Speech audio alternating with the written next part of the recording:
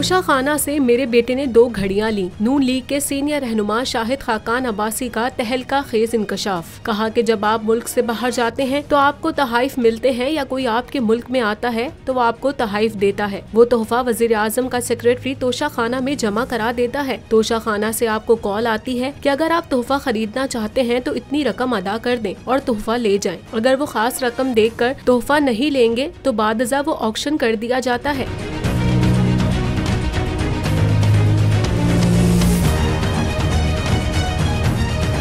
शाहिद खाकान अब्बासी ने कहा कि तोशा खाना से मेरे बेटे ने 2 घड़ियां ली जिसकी कुछ कीमत अदा की गई।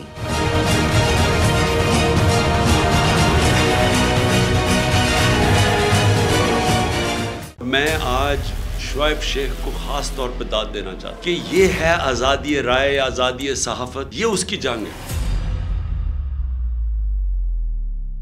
हर किस्म के दबाव के बावजूद शुएब शेख खड़े रहे इस मुल्क की उस सहाफत के साथ जो जमहूरियत का हुस्न है। एक वो सहाफत जो किसी प्रेशर में नहीं आती, जो किसी एस्टेब्लिशमेंट से नहीं खौफजदा होती। ये जो डाकू मुसल्लत किए गए हैं, इनकी रिश्वत नहीं लेती, वो है इस मुल्क की असासा सहाफत।